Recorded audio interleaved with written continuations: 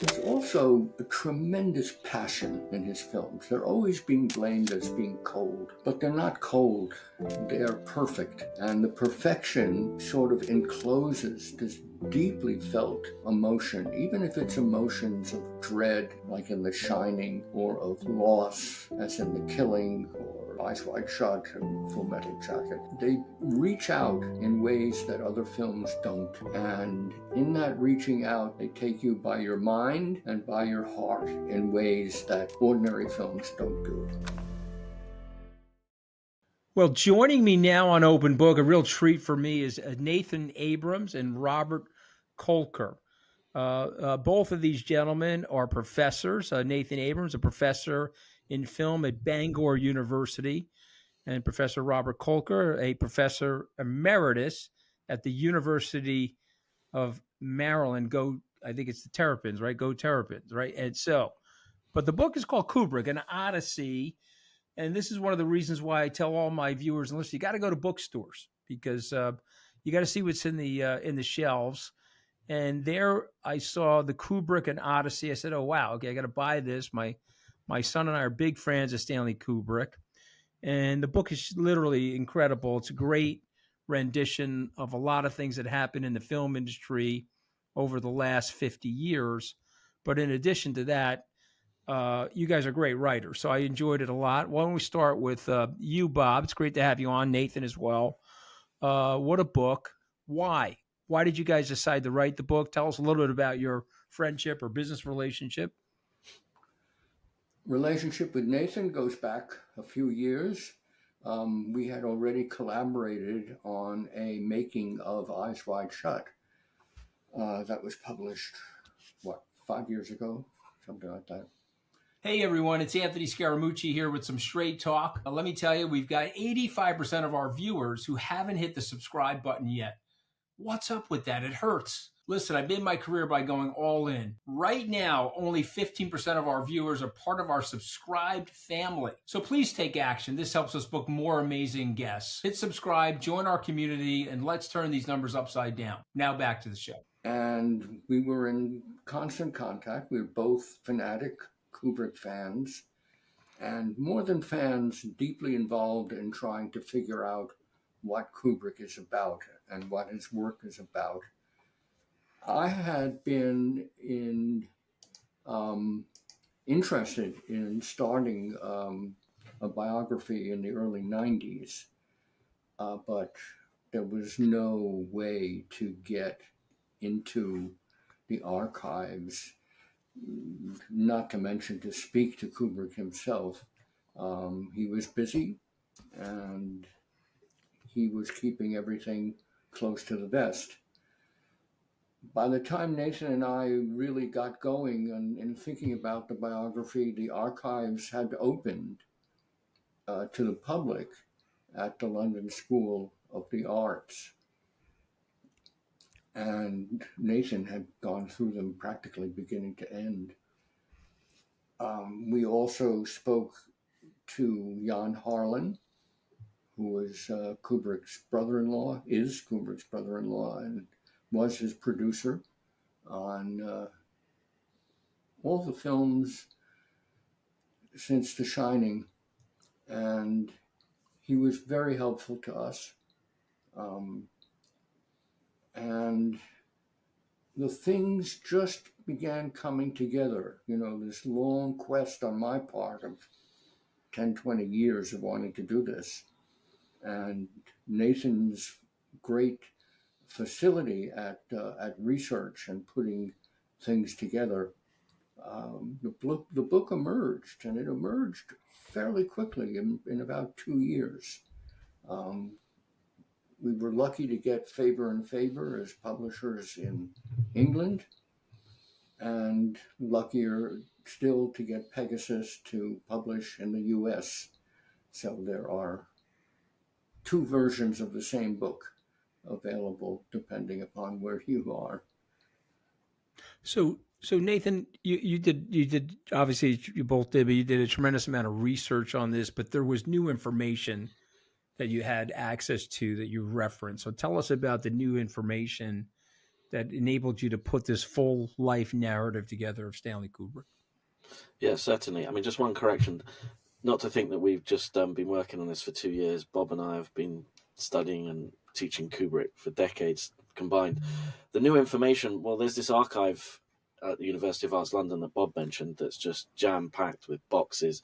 Kubrick kept like everything, pretty much, and that isn't just the stuff related to the filmmaking and the films he made and the films he didn't make. There's all the sort of trivia, the miscellany of everyday life, bills for alarms, receipts, that kind of thing. And this stretches back to the 40s, mid 40s. So, I mean, some examples. He was a camp photographer for a Jewish summer camp in 1944, and he kept the newspaper in which he was the photographer. And it's just little things like that gave us a window into his world and a bit more understanding of the person. And it's interesting that he decided that was worth keeping, either because he was a hoarder or because he valued that particular item. But as we went through, there's all kinds of stuff that we came across. Well, as a fellow hoarder, I have appreciation and fondness for hoarding. So, but I mean, a son of a, he grows up in the Bronx. He has a comfortable Jewish upbringing. His father's a local doctor. He's close to his mom. He buys a camera at a young age. He's absolutely fascinated with the art of filmmaking, but he struggles in school. So he doesn't fit the mold. But one of the things that Kubrick says, you guys reference it in the book, if you want to learn how to make a film, is make a film.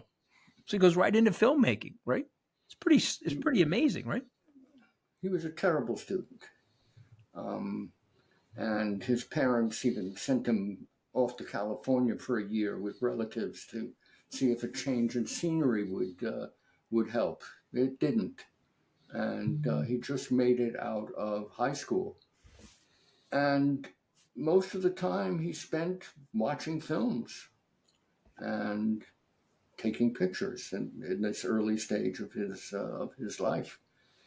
And even at a young age, kept repeating that he could make better films than what he saw at the local theater or at MoMA. But I mean, correct me if I'm wrong, but he was an autodidact. Basically, he was doing this on his own. He was almost like he had a block of granite, and he was chiseling into the granite his artistic creation, it being his filmmaking, and because of this, I think he has his own personal fingerprint of filmmaking. You guys teach film. I'm more of an observer of film, but I don't think there's anything like a Kubrick film. So let's say I landed from Mars. I'd like you each to answer this if you don't mind. I come off the spacecraft and I say, okay, why is Stanley Kubrick so different than these other directors? Why are his films so unique? And you could watch them 5 or 6 times and still see things in them that you may have missed the first time. Can I go on that one? Just to add to what you said before, Anthony, is that there was a lot of chutzpah involved in Kubrick's filmmaking, and just, you know what, he was watching these films the whole time, and then he was saying, I can make a film as good or as bad as this, so I might as well give it a go, and that's exactly what he did. I mean, I've got 2 points that I think make Kubrick's films stand out and survive. One is most of them, at least the mature ones, have some kind of technical innovation where he pushes a technology, either invents it, like shooting in natural light using that NASA lens for Barry Lyndon is one example. He might not have invented the Steadicam on The Shining, but the way he used it really developed how one might use a Steadicam on a film set. So each of his films has some kind of innovation. But the other thing is Kubrick did this legendarily pre-production research. He really immersed himself into a topic and became an expert, whether it was nuclear warfare or Napoleon and the other topics. And because of that, his films contain ideas. And the amount of text he read around. So when he made The Shining, he was reading Freud and Bruno Bettelheim, as well as Gothic literature, as well as Stephen King. And while there might not be direct references to those authors, apart from King, obviously, in the movies, the ideas stay. And I think as you watch them and rewatch them over the years, and as your life changes, and as we teach them to new generations of students, different ideas from our backgrounds emerge. And I think that's what distinguishes, those 2 things are what distinguish a Kubrick film. There's also a tremendous passion in his films. They're always being blamed as being cold, but they're not cold. They're perfect. And the perfection sort of encloses this deeply felt emotion, even if it's emotions of dread, like in The Shining, or of loss, as in The Killing, or Eyes Wide Shut and Full Metal Jacket. Still, they reach out in ways that other films don't. And in that reaching out, they take you by your mind and by your heart in ways that ordinary films don't do. I, I mean, I was always fascinated by his work. If you had to identify one film, you say, okay, I'm this is the number, not in the order chronologically, but the one film you say, okay, this is quintessentially Kubrick. This has everything in it. What would that be, Robert? For me, it would be Barry Lyndon. Barry Lyndon. Yep. Nathan. Dr. Strangelove. Interesting. Interesting. Okay, so I mean, and again, for my viewers and listeners, Barry Lyndon is a contemporary. It's a piece that it's a, how do you say it in your world? But it takes place, I guess, in the mid 18th century, right? Is that correct? Mm-hmm. Yeah. And Doctor Strangelove is a parody a bit, right? I mean, it's about the nuclear holocaust, the potential annihilation. Peter Sellers is a star in that movie, and he's capturing what exactly? Let me ask you, Robert. What is he capturing in Barry Lyndon that you'd want your students or film buffs to understand? How you make a costume drama that is really about the moment, and how you go about seeing the past cinematically, and using all the technological possibilities to make that past immediate. Most famously in Barry Lyndon, lighting interiors by candlelight without any artificial intervention, any artificial light intervention. Using the zoom lens, which is a very modern invention, but using it in a way to comment upon the characters and their environment. And also deeply feeling it's his most sentimental film. And it's a sentiment about loss and about the past and about not belonging, um, and imminent disappearing. Barry just disappears from the film. The narrator says, "We have nothing more to say about him." Yeah, it's fascinating. Yeah. And Doctor Strangelove? Well, Doctor Strangelove really spoke to the period in which it was made. You know, it's the early 60s. The New Left is revising the sort of orthodox views of the Cold War, and the counterculture is rising. And you've got novels like Catch-22, and Kubrick makes a film that speaks to the times. Not only is potential nuclear holocaust on people's minds after the Cuban Missile Crisis, he decides he can't make a serious film. He says the only way to treat a topic so serious is by treating it as a black comedy. And it's one of those films where, you know, you start to watch it, and even though you know all the lines that are coming, you just can't help but be absorbed Yeah. in the zingers that keep coming at you. And you think of Peter Sellers' improvisations on the telephone. You actually forget that he's not talking to someone. You know, it's there's the look on Mark Desadsky's face when Peter Sellers as Doctor Strangelove is choking himself like a naughty schoolboy trying not to laugh. And then, like I said, behind the film, there's he recreated a B-52 bomber's interior so accurately, especially the CRM-114, that the US Air Force was scared that secrets had leaked. And you know, there's so much detail in there, so many ideas, the amount of reading he did around it that you can see in the film. So it brings together everything that I said in my last response about technical innovation and ideas, but with a fantastic sense of humor. Well, I'm gonna add one for you guys, which I'm sure is also another one of your favorites. Is 2001: Space Odyssey, because you watch the movie, he's predicting the future. Hmm.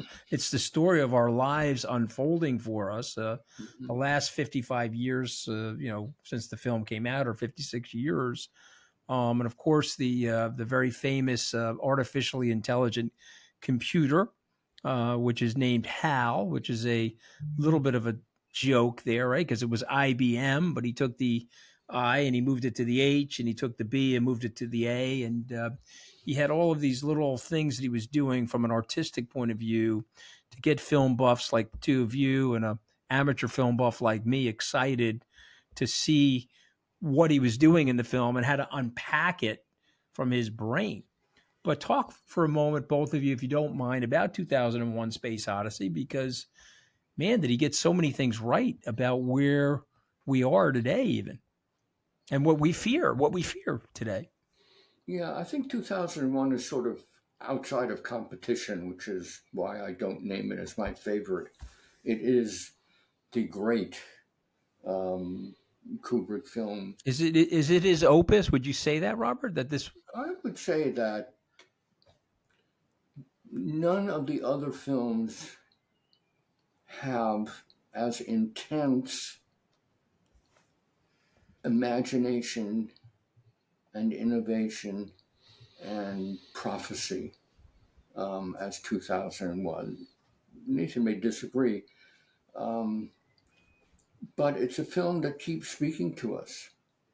Uh, Strangelove does the same thing. I mean, it does it in terms of history. It doesn't get old. It's always the same world with different characters playing the same deadly games. 2001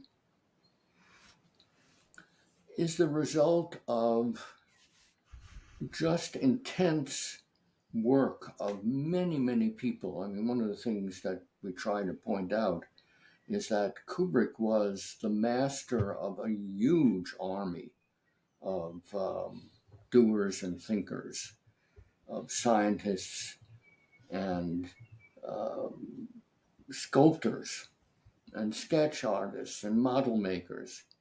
And we can't forget Arthur C. Clarke, the great science fiction writer, who was a tremendous influence. Um, in fact, was the catalyst for the film. Nathan, what do you think? Well, for me, I mean, adding to everything that Bob said, and then all the technical innovation in the movie, um, front projection, and the fact that he filmed the dawn of man in Namibia, and then but he shot the apes in a studio, and you wouldn't know, like even when you got on a big screen, you can't see the join. And this is in the mid 60s. But what I really like is you can see Kubrick's sense of humor in the film. So the monolith appears, looks like the two tablets of stone, or at least one of them, but with no writing on them, like the Ten Commandments with no commandments. But where do we see the Ten Commandments? On the toilet door of the zero gravity bathroom. And there's just so many moments like he invents this supercomputer, but he gives him a really banal name, Hal.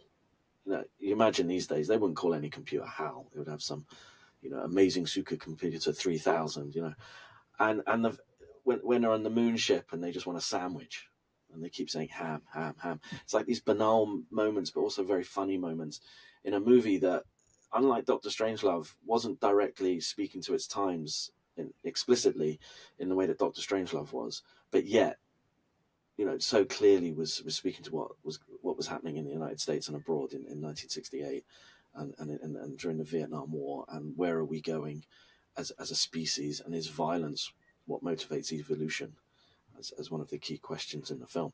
And I think the beauty of that film is we still debate what it means now, as well as admire its craft.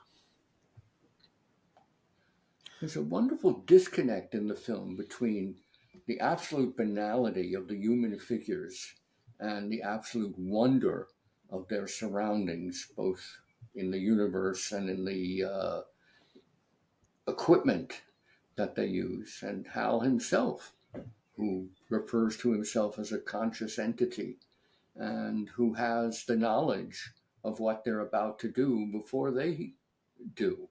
Um, so it's this sort of play of human passivity against technological progress. Yeah, listen, I mean, to me, I love the fact that you guys have put this book out there because uh, we don't make films like this anymore. We don't craft them this way. I'm sure someone will come along that does this. Scorsese has a certain style. De Palma has a certain style. But when you look at them, even Spike Lee, they all went to film school, and so they've got certain things that they're doing. I don't want to say it's box checking because they're all brilliant directors, but it's different from Kubrick. Kubrick is coming at the filmmaking. It's almost as if the lack of influence from teaching. It's almost as if his lack of being a good student, professors, aided and abetted his filmmaking. I don't know. Does that make sense to you? That's when I read your book, that's what comes across to me, that Yeah. he couldn't probably sit in your class, so he had to do it himself, and it created all of this great innovation. What did I miss? They're homemade films. Homemade films, exactly right. The other thing is he didn't like theory. I mean, he read maybe one book of film theory in his life, the book on editing by Podovkin, and that was about it. He didn't, and he mocked the French theorists and people like us who come along and read meanings into his films. He didn't care for that. So in a way, he wasn't scarred or ruined by academic film studies that made everything into a sort of, like you say, Anthony, a tick box exercise. And and the other thing about him is a lot of it was trial and error. He didn't think it all through beforehand in the way that Hitchcock did. So he made mistakes, and he learned, and sometimes didn't learn from those mistakes. Whereas the later directors can learn from the mistakes of others, whereas Kubrick had to make them along the way and learn the hard way. Where I think the way other directors didn't. So I'm a film buff. I've not really, I've only been in one movie in my life. I was in Wall Street 2. Oliver Stone let me play myself. This is 2009 in Wall Street 2. And I got fairly close to Oliver. I still see him for dinner and so forth. And at one of the dinners, he said that the director that had the best visual wit was Stanley Kubrick. Yeah, Okay. well And I want you to describe what visual wit is, if you don't mind. And then if you can, give us some examples of what it means to have visual wit and examples in his work. And by the way, do you agree with that? By the way, do you agree with Oliver Stone's absolutely. statement? Yeah. Yes. I would take an example from The Shining, where the sequence in which Jack is staring at the model of the labyrinth, and you zoom down and you see the little figures moving around, and then he plays handball against the floor of the hotel, and on the soundtrack is a very particular piece of classical music, Bela Bartok's strings,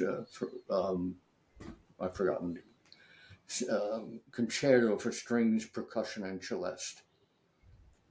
And at exactly the point where there is a percussive sound on the music, Jack hurls his ball down on the floor of the hotel. So there's this double bang, the bang of the music and the bang of the ball on the floor. And it's just a wonderful idea, a witty idea. And his films are full of those. Anything you want? Yeah. Anything you want to add, Nathan? Yeah. Say again? Yeah. No, I was just asking Nathan if you wanted to add anything.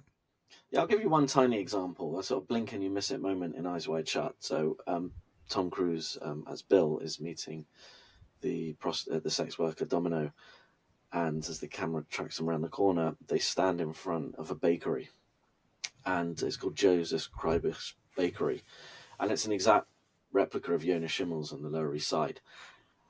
which for some reason we don't know why he put in there. And this is right bang in the middle of Greenwich Village, so it's anachronistic. But that aside, it's a Kanishari, and we're like, well, why has Kubrick stuck this Kanishari in there? You know, and obviously I wrote a book called Stanley Kubrick, New York Jewish Intellectual, where I really wanted to put him in that milieu. So I waxed lyrical about the reasons for that. But for me, where the visual wit here is that what I learned doing that book was that Kanish is a euphemism. You know, a sex worker might say, you're looking for some Kanish. And, you know, that one little moment, if you have the knowledge, you get the joke. And if not, it's just a nice part of the scenery and you can move on. But it must have been important to him because he had that set built and recreated, either from photographs, from some childhood memory, because his grandparents lived down the street. But yeah, it adds layers. To me, it's the most fascinating part of them. You know, I don't know if you guys remember when the Beatles put all those little riddles in their albums. You know, there's an artistic expression that Kubrick has. You almost have to be a Kubrick detective to catch that. You know, now I've got to go back and watch that movie and catch that. I missed it, obviously. And even the numbers of the rooms that you're entering into in The Shining all have different meanings, as an example. What would he have worked on? He had an untimely death, unfortunately. I guess, if I remember correctly, he died in right around this time of the year, 1999. It was right after Eyes Wide Shut came out, I believe. What would he have done next had he not had such a sudden end to his life? Well, he had 2 films that he was working on in the 90s. One of them, Wartime Lies, from the novel Wartime Lies, which he called Aryan Papers, his Holocaust film, was very, very close to production, extremely close to production. The locations were scouted, the players were chosen. Everything happened except for 2 things. One of them was the appearance of Schindler's List, and Kubrick and Warner Brothers were afraid that the 2 would not be able to do well together. Mm-hmm. The other was Kubrick himself feeling depressed over what he had learned and the amount of research, the amount of reading that he had done about the period simply got to him. Mm-hmm. So the film never got made. Mm-hmm. The other film that was not as close to production was AI, Artificial Intelligence. Mm-hmm. And that was because he couldn't find the perfect CGI computer graphics. He couldn't find the perfect boy who could stay as a sort of mixture of human and robot. And he couldn't get a good script. I'm going to interrupt you there. The problem with it wasn't the actor. The problem was Kubrick knew he took so long to make a film that if he was going to film a boy, right, he said by the time I finish shooting, he'll have a beard already. And one of the things we discovered from the archive is when he shot Danny in The Shining, he had 2 pairs of shoes or 2 pairs of outfits for when he grew, because he was aware of how long he took. But he knew Steven, so they were friends by that point, Steven Spielberg. He said, look, Steven can shoot a movie in 6 months. It won't be an issue. And he didn't want to use CGI because it wasn't good enough to recreate a human. But he knew if he used a human, he would obviously age during the film. Interesting which is why stuff. He never made it. Anybody out there right now?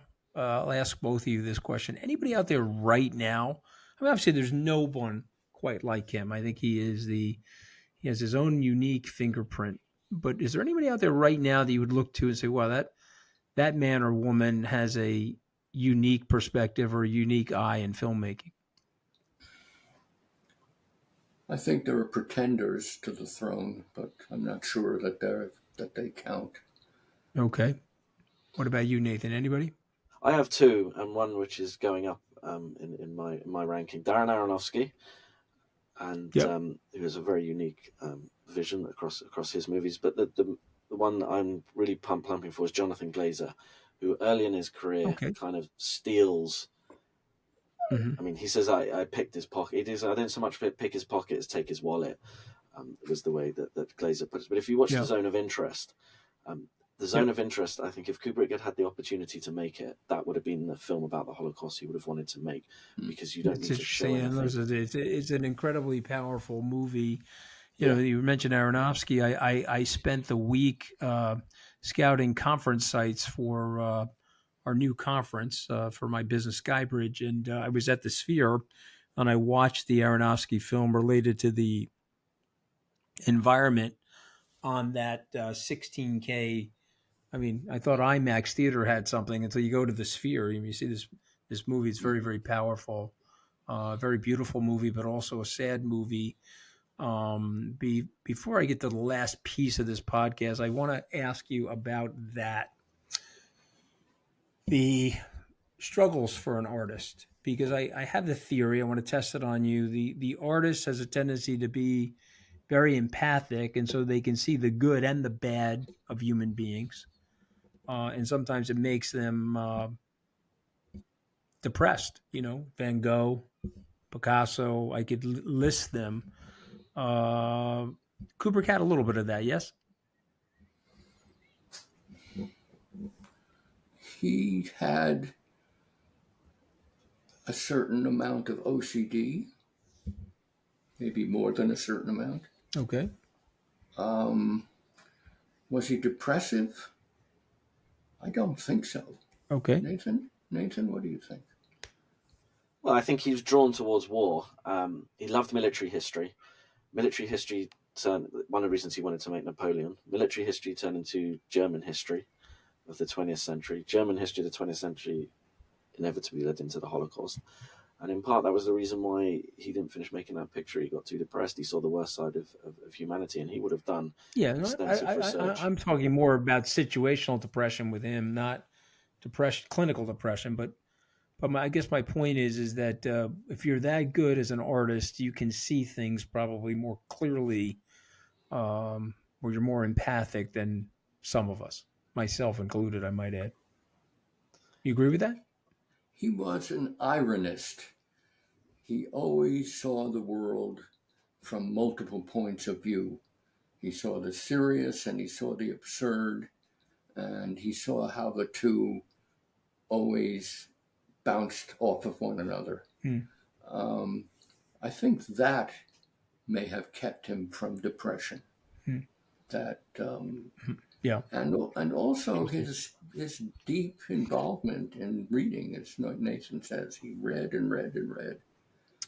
So my son, he's 24. He's a aspiring film director. This is his favorite film director by far. He studied him very carefully. He's read your book at my suggestion, and he reminds me that Dr. Kubrick was the first financier of Stanley Kubrick. Isn't that correct? I guess he helped him make his first movie, and he got the money.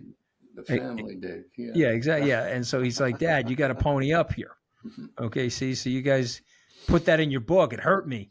The two of you guys hurt me by accident. See that? But, but when I'm kidding. It's when he makes a very proud of blockbuster, him. when he makes a blockbuster that you finance, you can thank us. Exactly. I'll look back on the two of you and say, see that? You helped the kid get his film career started. But he said, Dad, in the book, just so you know, the father, the parent, the family helped him get the film career started. All right, so I end these podcasts with 5 words. My producer and I come up with these words, and then I ask our authors. You can give me a sentence, a word, something comes to mind when I say the word. And obviously, these questions or these 5 words are for both of you. Let's start with you, Nathan. I'm going to say the word photography, and you say what? Kubrick learned his craft through being a photographer. Shaped everything. Yeah, it's interesting, right? Aspiring photographer, converting into film. What about you, Robert? I say photographer. You say what? The perfect image. Yeah. And he was a perfectionist for sure. I say the word film.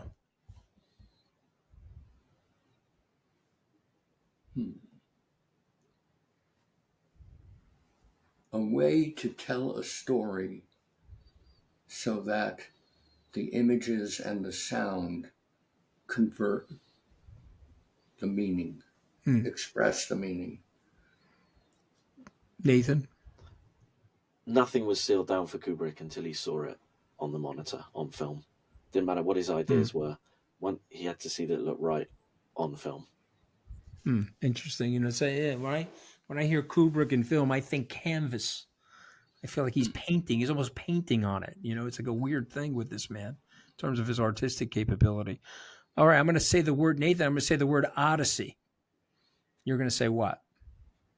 It's Kubrick's life journey. He begins in New York and he ends in New York. Although he dies in London, he ends in New York with Eyes Wide Shut, which is his birth town recreated in the home that he adopted.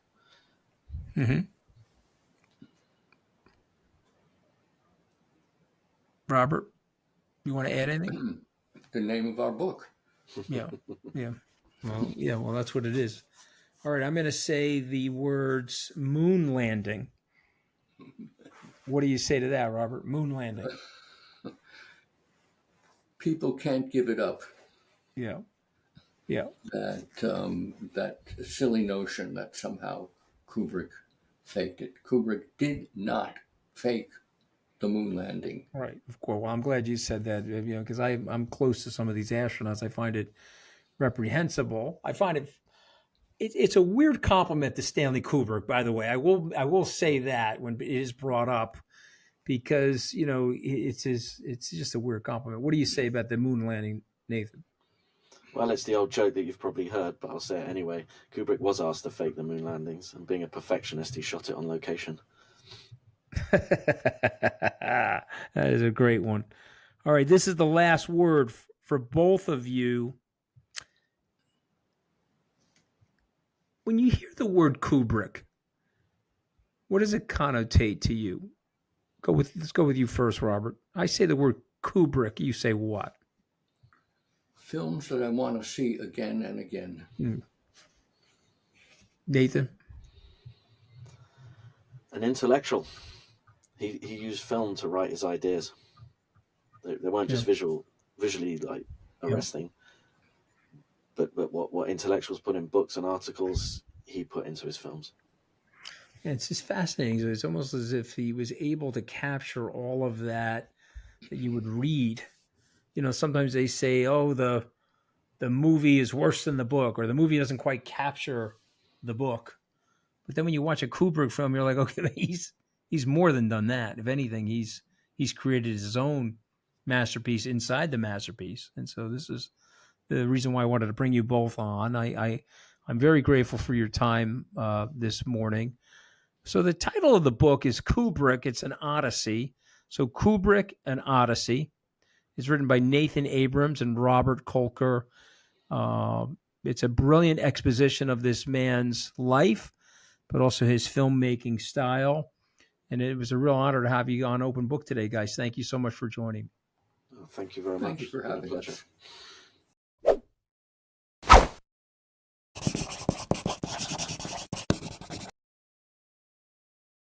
My next guests are authors that wrote a book about Stanley Kubrick, the film director. But I don't know if you've watched any of his films. Do you remember 2001 Space Odyssey? Did you watch that? No. Do you remember Dr. Strangelove about the nuclear bomb? No, but I watched Dr. Albert Einstein yesterday, the biography of him, and I found it very interesting. I mean, about the bomb, you're saying, right? The bomb, yeah. And he was so intelligent, and he was born in Berlin. I thought he was, born in another country, and he was born in Berlin, and it said how many wives he had and how brilliant he was, and he was.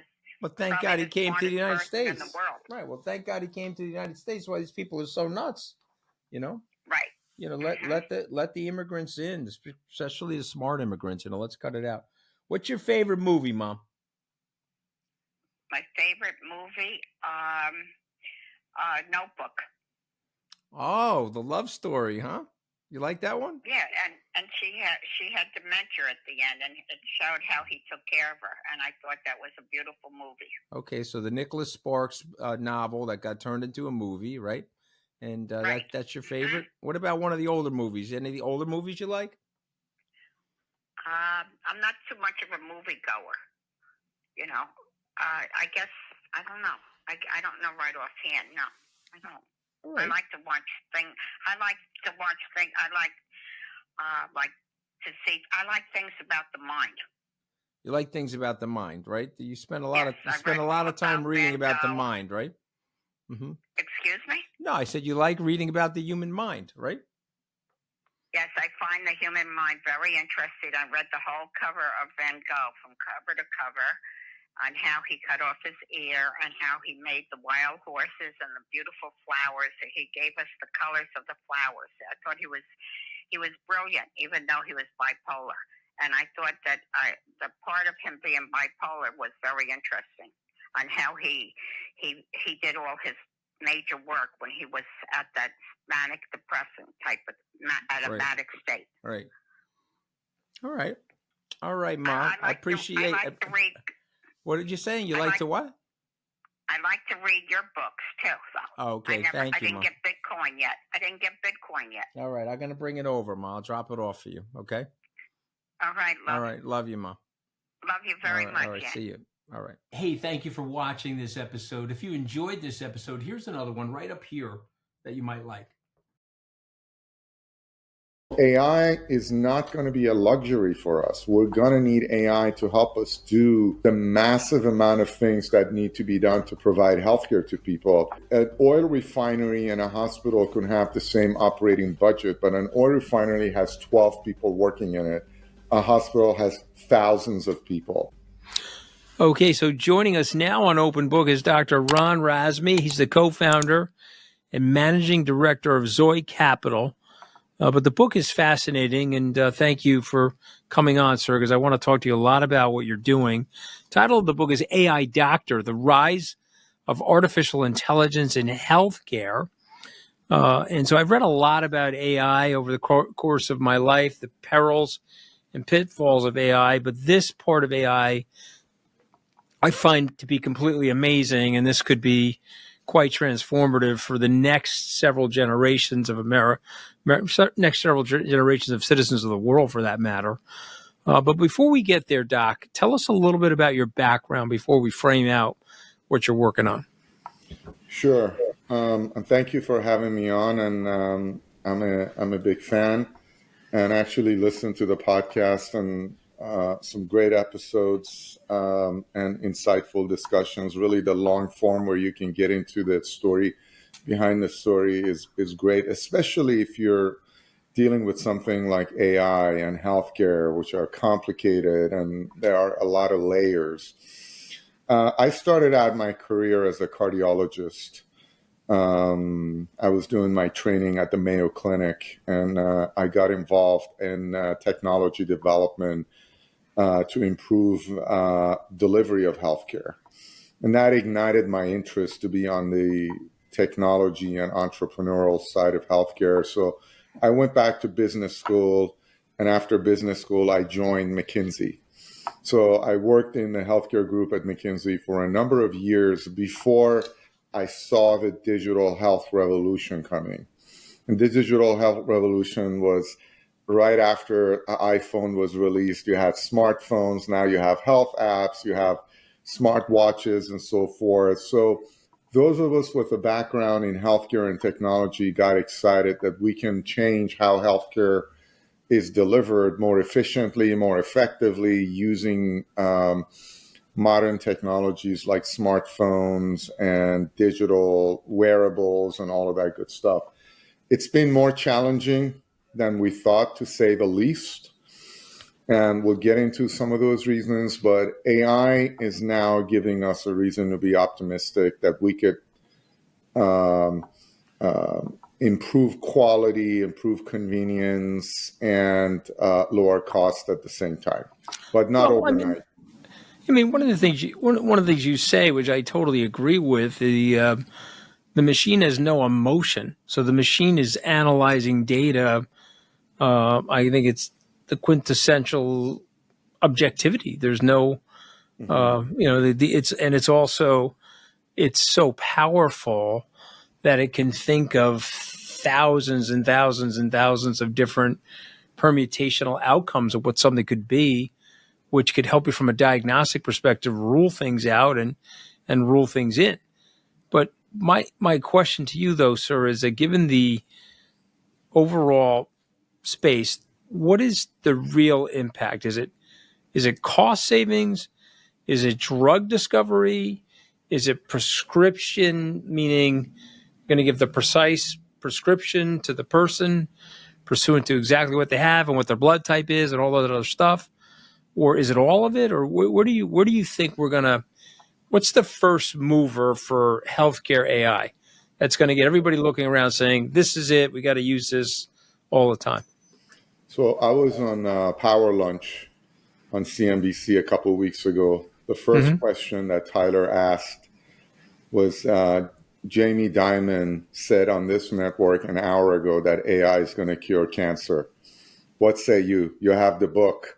What do you say? I said, well, yes, but not tomorrow. So it is really a foundational technology. AI is really a technology that goes through a lot of data and information and figures out what it means.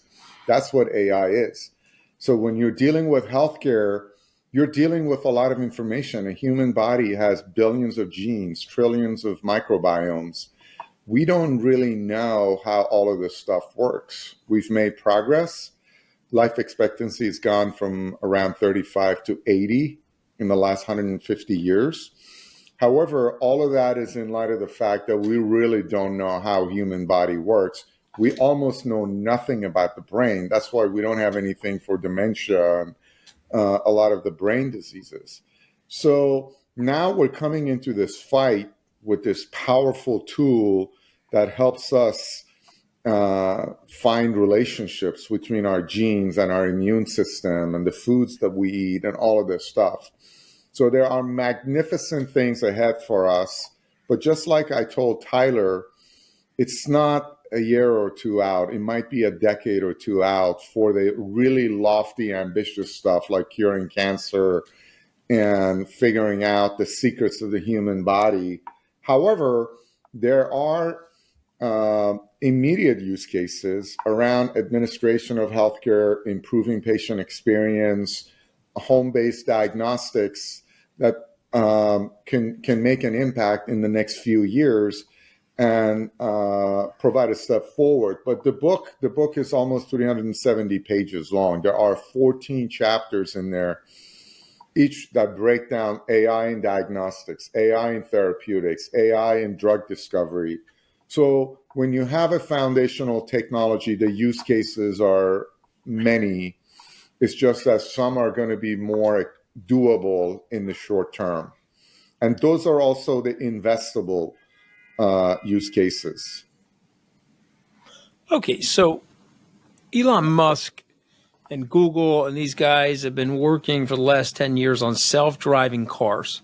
And, they've got some cool technology. The car comes out of the parking spot and comes to greet you in front of the store.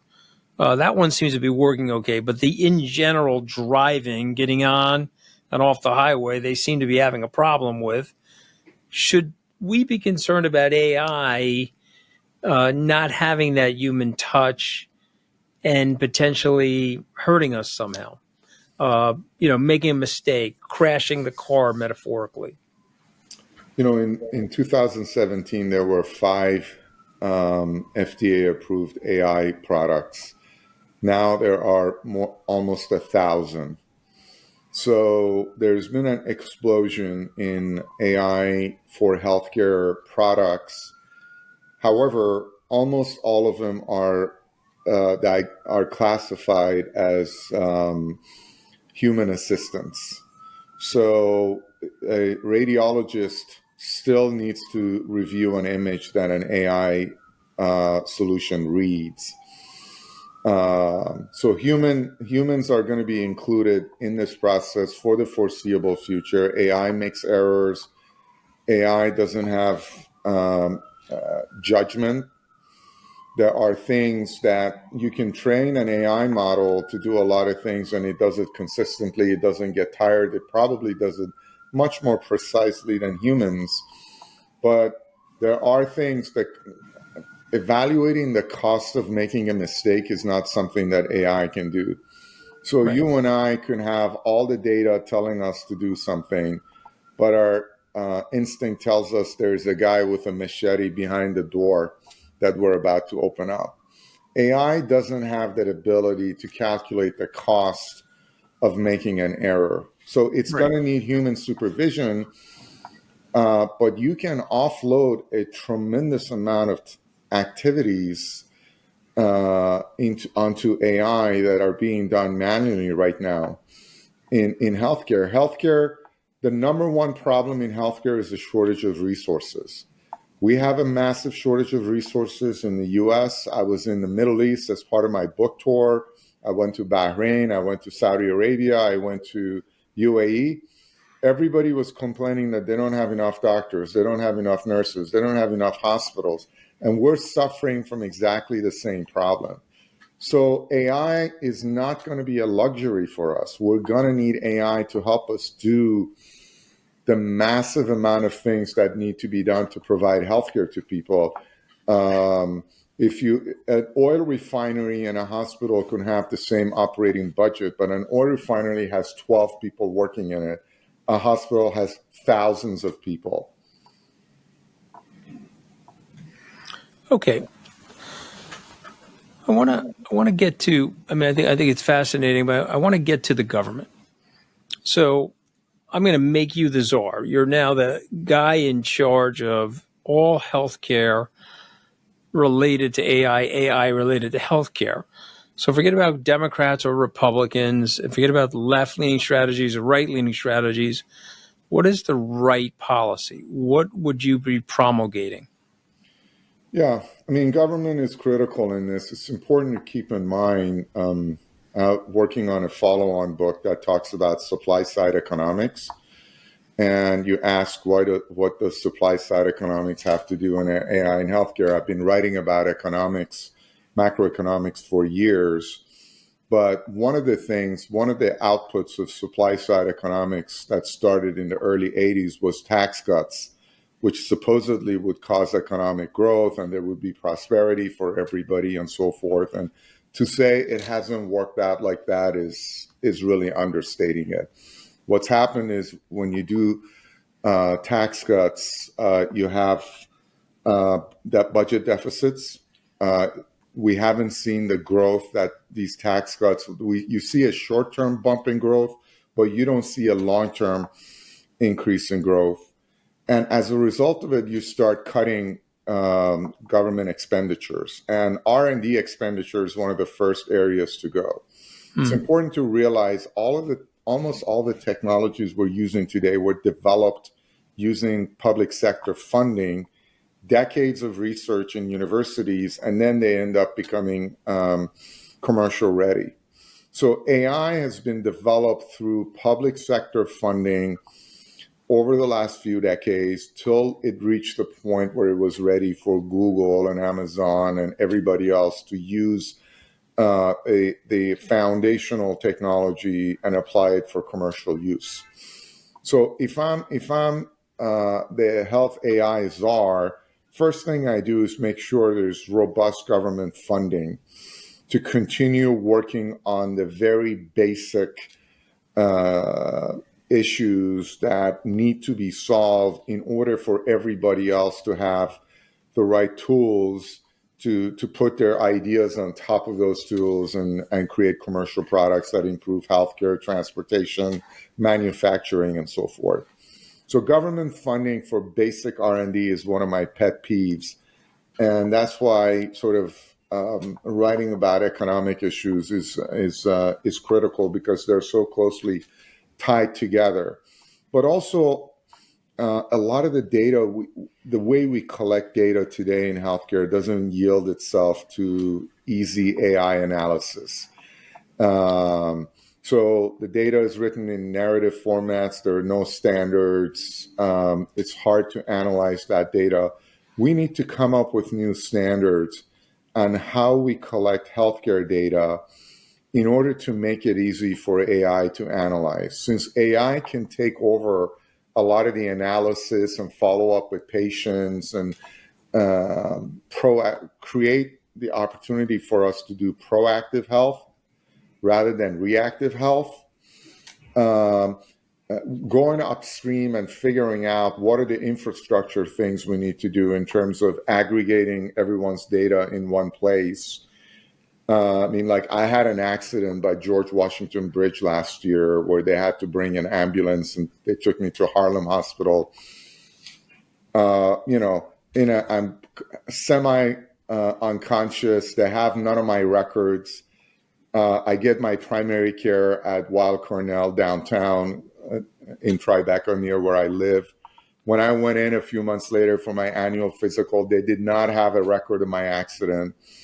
This is not good. We're talking about one city, New York City, and my records reside in several different medical centers. You can't really use AI if one person's data is so fragmented. So we need national guidelines to consolidate the data. We need certification of the quality of these AI products by independent agencies. So when a hospital is considering buying something, they have assurances that it's high quality, that it's going to perform. You and I can walk into a CVS, we buy a bottle of Tylenol. We feel confident that Tylenol has been approved, the manufacturing process is being monitored by the government, and that makes that commercial transaction frictionless.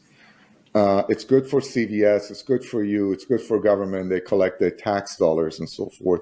We need something similar in AI where the buyers can be confident that they're buying quality products. And that's another area where government could step in and create the frameworks.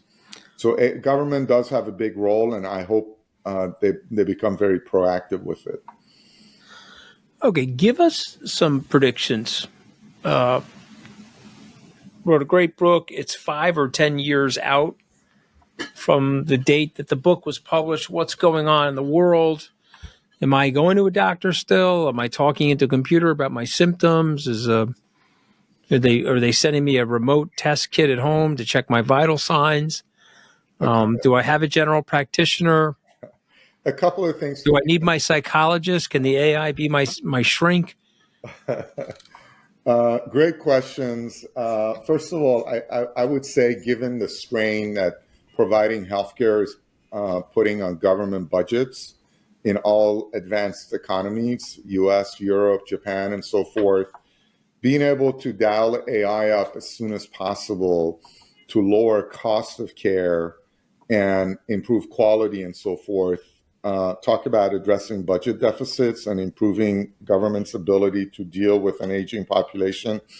AI is really the answer. So if we have AI that can interact with someone who has chronic heart disease or diabetes and help manage them so they have better outcomes, then you're going to lower cost of care, because a lot of times the cost of care is tied to people going to the emergency room, hospitals, and so forth. So AI could actually be the answer to these massive budget deficits that are forecasted for us and other advanced economies. And a lot of it is due to Medicare, Medicaid, what government spends on healthcare. It's a big part of our federal budget. So with that in mind, we're, as an investment firm, we're right now investing in administrative and operational use cases. There's, for example, ambient documentation. It's a use case where you turn on the microphone when a doctor is visiting with the patient, listens to the conversation, and does the documentation for the doctor. The doctor doesn't need to take notes. When I was a practicing physician, it's one of the things I hated about my jobs was taking notes and doing the documentation. That's a prime use case that's here and now. Investors who were lucky to invest in companies like a Bridge and DeepScribe a couple of years ago when they were worth $20-30 million and they were just getting started. A Bridge just raised $150 million at $2.5 billion valuation. These are low-hanging fruits that are going to create 1,000x your money if you know which use case and which companies to invest in.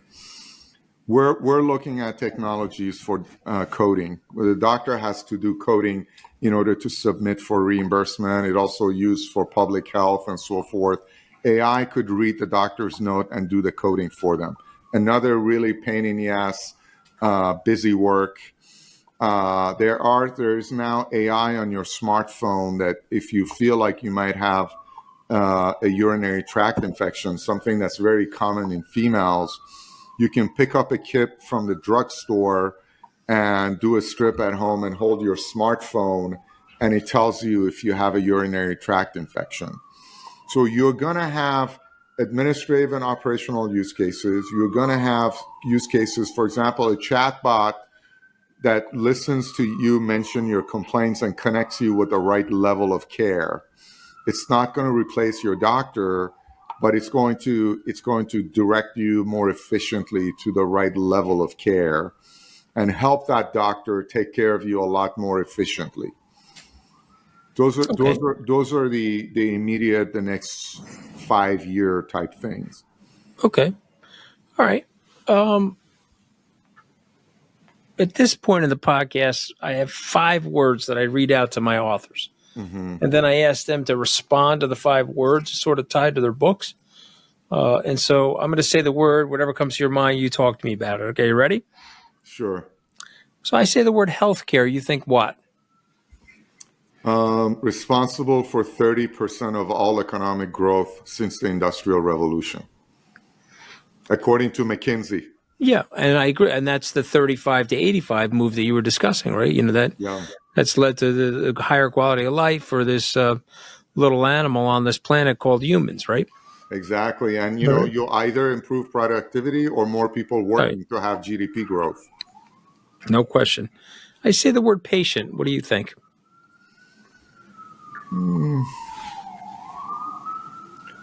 That's a tougher one because there are so many angles. I would say less than ideal experience with healthcare.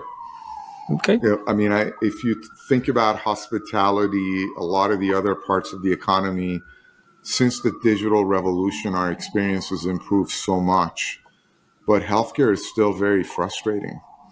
People are, they don't know where to get care. They get handed off. They have to navigate a very complicated sector. AI could help with that. Okay. I'm going to say the word doctor. Burned out. Okay. All right. So the AI may help that, right? So let me say the word AI. What do you say when I say AI? Promising with the right safeguards. Okay. How about AI doctor? Transforming healthcare from reactive to proactive. But really, a game changer. Though. Absolutely, I mean, absolutely a game changer. I try not to. I mean, I mentioned in the preface in the book, I make no prognostication or what's going to happen in 3 or 5 years because 5 years ago, a lot of the stuff that was forecasted for AI, none of it has happened. Mm-hmm. There are business model misalignments. There are data issues, as I mentioned. There are workflows that are hard to change. There are real barriers to bringing this technology into mainstream. So the world is going to belong to people who are good at doing upfront analysis, figuring out the right use cases, figuring out how to design a product that dances around these barriers. And that was my motivation to write the book, because I've been on the clinical, technical, business side of healthcare. I've had a 360 view of these issues. I've built a company and seen how difficult it is to bring a digital product into the healthcare environment. I've learned that this is more difficult than people think. However, I also appreciate the immense potential if we solve for these barriers, if we make the data more consolidated, if the healthcare infrastructure is upgraded and the way we collect the data makes it easier to analyze, then we're going to start seeing all kinds of benefits, because it's going to make medical research much faster. We're going to find new treatments on an accelerated timeline. It's going to allow us, right now, the reason wearables and apps haven't really changed the paradigm is because the data they generate, you don't have anybody that can analyze that data on an ongoing basis and combine it with all your other data that sits in probably several different electronic health records and figure out what needs to be done. AI can start doing that heavy lifting for us. And if we start managing patients with chronic diseases in their home environment rather than the emergency room and hospitals, we're going to lower the cost of care dramatically. That's what I was talking about in terms of the impact on federal budget deficits and so forth. But you can see there are issues that need to be solved before that's possible. So in the book, I go into these issues in great depth and try to paint a realistic picture for the entrepreneurs, for people developing these products, for people who are considering buying those for their medical centers or for their research companies, and for investors on how do you evaluate the opportunity. This is one where you need to have a cross-functional view of things to make the right decisions. I mean, it's incredible, what's happening, and I'm very, very grateful to you, Doctor, for coming on, because so many people are behind the curve in terms of understanding the quantum leap that healthcare, many other sectors of the economy, but healthcare, and as you said, if we can get the healthcare right, it leads to unbelievable positive externalities for the quality of our lives and their economy, the economic growth, et cetera. So I really appreciate you joining us today on Open Book. Thank you. Thank you for having me. Before I let you go, sir, I just want to repeat the title again. The title of the book is AI Doctor, The Rise of Artificial Intelligence in Healthcare. Dr. Ron Razmi, thank you very much for coming on Open Book with us.